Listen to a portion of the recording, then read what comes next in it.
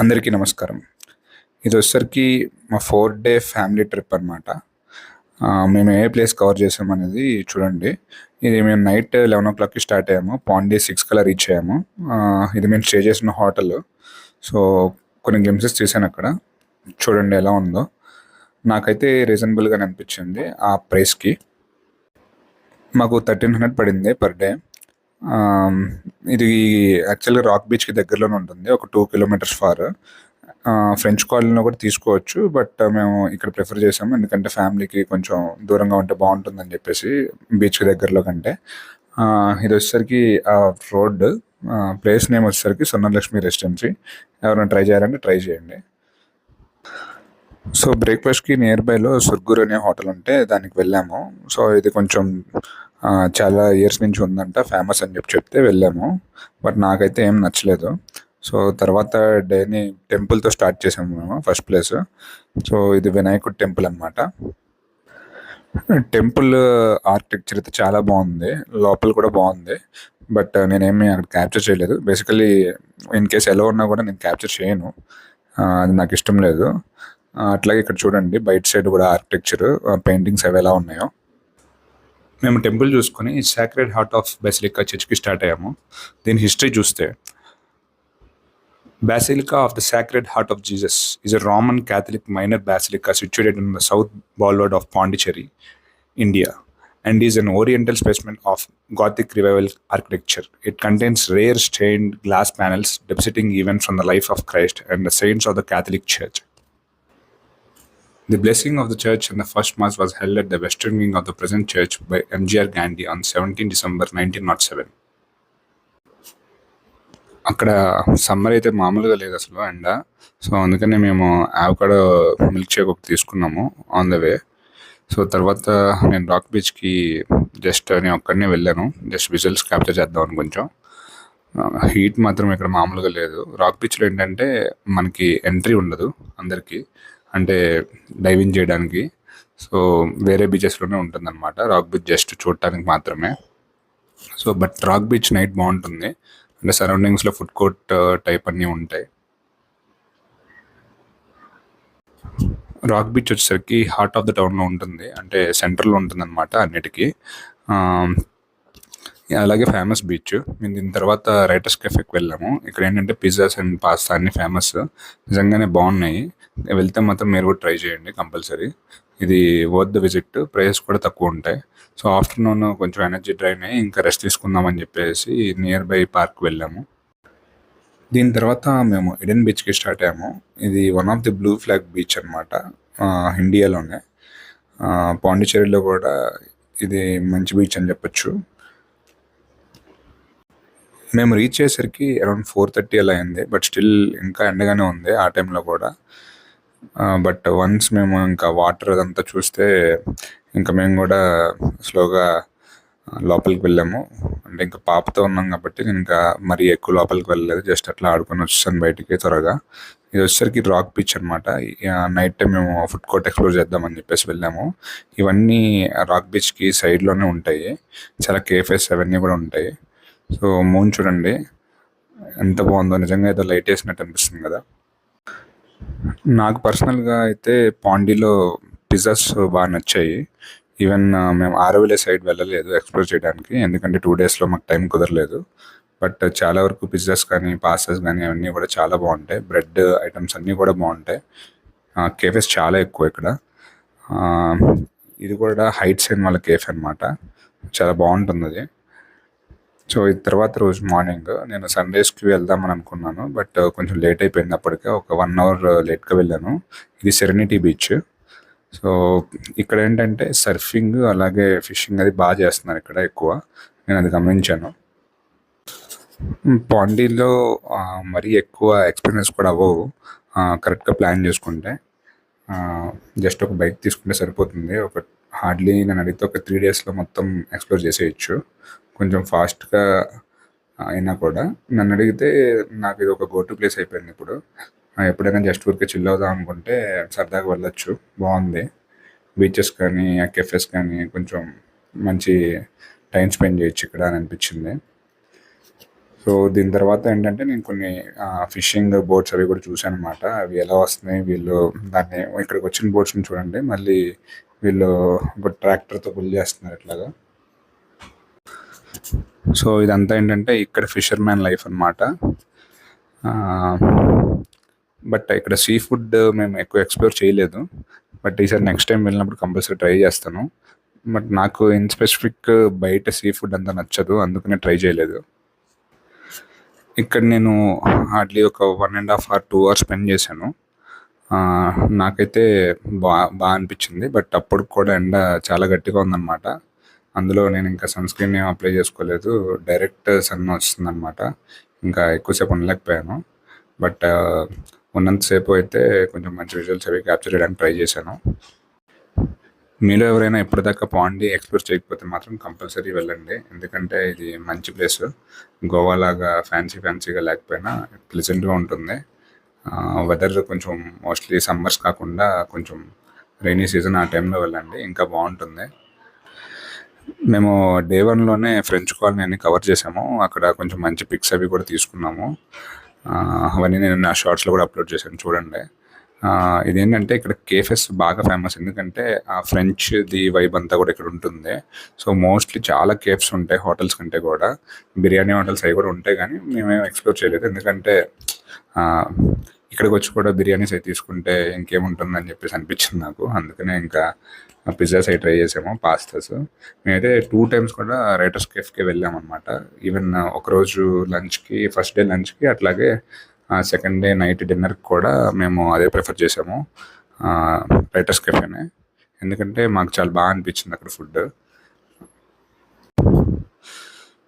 So ఇక్కడ కూడా ఏంటంటే చూడండి రాక్స్తో ఎలా ఉందో ఆ పాత్. నాకైతే ఇక్కడ ఇవన్నీ చూసిన తర్వాత కొంచెం దేవరా వైబ్స్ వచ్చాయి. అంటే ఆ బోట్స్ అవి ఇట్లాగా జనాలు రావటం బాగుంది కదా. వెకేషన్ ఎప్పుడైనా మనం ప్లాన్ చేసుకుంటే మోస్ట్లీ రష్ ఉండకూడదు, ప్రశాంతంగా చేసుకోవాలి.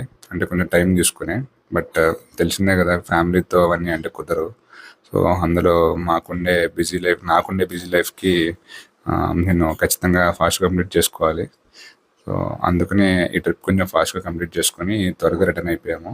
సో మా నెక్స్ట్ ప్లేస్ వచ్చేసరికి తిరువణమలై అనమాట. సో అది ఎలా అయింది అనేది కూడా ఈ వీడియోలో చూస్తారు మీరు. పాండీ మాత్రం కంపల్సరీ ప్లాన్ చేసుకోండి.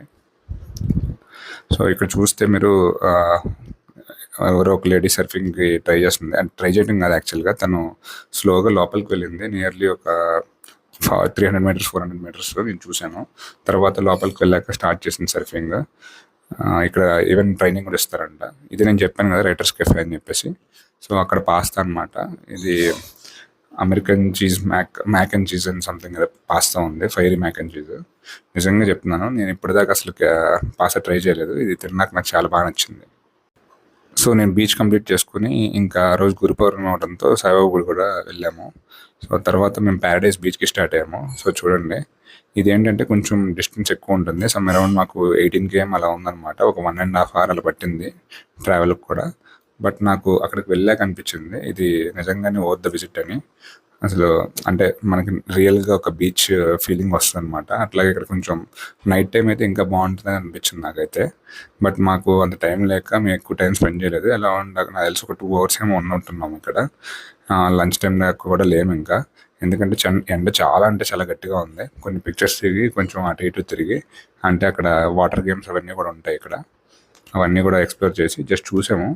ఎందుకంటే ఈ టైంలో చేయడం కూడా కష్టం, మేము వెళ్ళిన టైంలో. ఈవినింగ్ అయితే కొంచెం బాగుంటుంది. ఇది కూడా మార్క్ చేసుకోండి, ఎందుకంటే ప్యారడైజ్ బీచ్లోనే మోస్ట్లీ మనకి ఈ ఈవెంట్స్ గేమింగ్కి సంబంధించిన వాటర్ గేమ్స్ అన్నీ కూడా అక్కడే ఉంటాయి మోస్ట్లీ. అందులో ఏంటంటే అలాగే బీచ్ సైడ్ అన్ని కవర్ చేసుకోవచ్చు, మంచి ఫుడ్ తినొచ్చు, అన్నీ ఉంటాయి అన్నమాట ఇక్కడ. ఇది ఏంటంటే ఇంకా సపరేట్గా ఉంటుంది, బాగుంటుంది. ఇది ఎంట్రీ కూడా 70 రూపీస్ అని ఛార్జ్ చేస్తారు పర్ పర్సన్. సో మేము అది కంప్లీట్ చేసుకుని వచ్చిన తర్వాత నెక్స్ట్ డే పాండిచ్చేరి నుంచి తిరువణమలై వెళ్ళాలన్నమాట. సో మేము ఇంకా లోకల్ ట్రాన్స్పోర్ట్ చూద్దాము, ఎందుకంటే బాగా ఎక్కువ ఛార్జ్ చేస్తున్నారు. 3500 అలా అడిగారు. అది 110 kilometers అంతా ఉంది అంతే. సో అందుకని చెప్పేసి మేము దాని బస్ స్టాండ్కి వెళ్ళి ఆ టైమింగ్స్ అది కనుక్కొని వచ్చాను. ఇది వచ్చేసరికి మెరీనా బీచ్.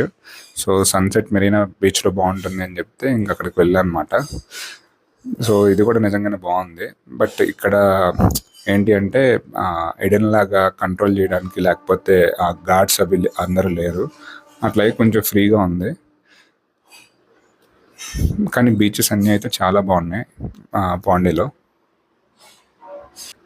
యాక్చువల్గా మెరీనాలో కూడా ఒక లైట్ హౌస్ ఉంది. బట్ ఇప్పుడు కొత్తగా రాక్ బీచ్ నియర్లో కూడా ఒక లైట్ హౌస్ పెట్టారనమాట. సో బట్ అది ఎక్స్ప్లోర్ చేయడానికి ఏంటంటే ఇంకా ఎంట్రీ రిస్ట్రిక్ట్ చేశారంట, సమ్ డెవలప్మెంట్స్ జరుగుతున్నాయని చెప్పేసి. కానీ బాగుంటుంది, సిటీ మొత్తం కనిపిస్తుంది అని చెప్పారు నాకు. సో ఈసారి ఖచ్చితంగా వెళ్ళినప్పుడు చూడాలి ఎలా ఉంటుంది ఏంటని. ఇది మెరీనాలో సన్ రైజ్. దీని తర్వాత నియర్ బై అక్కడే మెరీనాకి ముందే మనకి ఈ గేమ్స్ ఇవన్నీ కూడా ఫుడ్ కోర్ట్ ఒకటి ఉంటుంది పెద్దదే. సో అన్నీ దొరుకుతాయి అనమాట ఇక్కడ. ఇంకా డ్రెస్ చేంజ్ చేసుకోవడానికి అన్నిటి కూడా ఆప్షన్స్ ఉంటాయి ఇక్కడ. మా పాప కొన్ని గేమ్స్ ఆడుకుంటా అంటే తనకి ఒక 1 hour ప్లే టైం తీసుకొని అక్కడ గేమ్స్ అవి ఆడిపించేసేసి ఇంకా మేము రైటర్స్ కెఫేకి స్టార్ట్ అయ్యాం. మళ్ళీ చెప్పాను కదా 2 times వెళ్ళామని, ఇది సెకండ్ టైం అనమాట.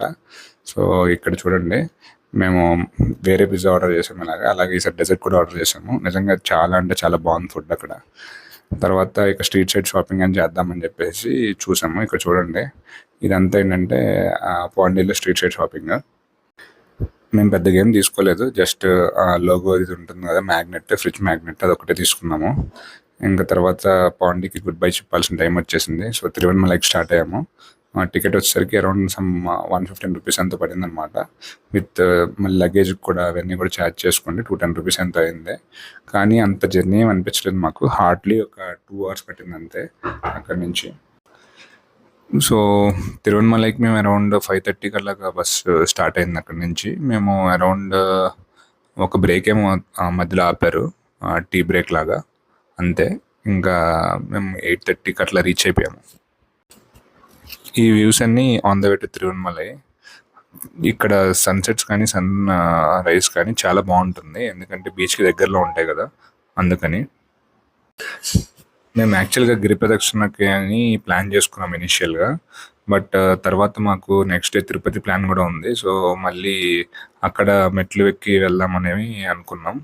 సో మరీ హెక్టిక్ అయిపోతుందేమో అని చెప్పేసి ఇంకా అది క్యాన్సిల్ చేసుకున్నాము. జస్ట్ దర్శనం మాత్రమే చేసుకున్నాము. మేము వచ్చేసరికి ఈ ట్రిప్లో మోస్ట్లీ పబ్లిక్ ట్రాన్స్పోర్ట్ యూజ్ చేసాము. యాక్చువల్గా కార్లో వెళ్దామని ప్లాన్ ఉంది, బట్ ఏంటంటే జర్నీ కొంచెం లాంగ్ ఉంది. అలాగే మళ్ళీ మా పాపని హోల్డ్ చేయాలి మా వైఫ్ అంతసేపు అని చెప్పేసి మేము డెసిషన్ విత్డ్రా చేసుకున్నాం. సో ఇది వచ్చేసరికి తిరువణమలై టెంపుల్. అసలు అరుణాచలం అనే క్షేత్రం ఒకటి ఉన్నది, దానికి ఇంత ప్రాశస్త్యం ఉన్నది, పరమశివుడి యొక్క పరిపూర్ణమైన అనుగ్రహం ఉన్నది, అక్కడికి వెళ్ళాలి అనే కోరిక పుట్టడం కూడా జరుగుతుంది. ఎందుకని? అసలు కొన్ని కోట్ల జన్మలు ఎత్తితే తప్ప అరుణాచలం పర్వతం గురించి తెలుసుకోరు. ఒక్కసారి అరుణాచలం వెళ్తే చిత్రగుప్తుడు ఒక గీత గీస్తాడట, ఈ జీవుడు అరుణాచలం వెళ్ళాడు అని, తరువాత అని. అలాగే అరుణాచలంలోకి వెళ్ళాడు అంటే వాడికి ఏదో ఒక అధికారం ఉంది, పరమేశ్వరుడి అనుగ్రహం పొందినాడు అని అర్థం అంట. మాకు దర్శన సమయం 2:30 గంటలు పట్టింది. దాని తర్వాత మేము తిరువణమలై నుంచి తిరుపతికి బయలుదేరాము.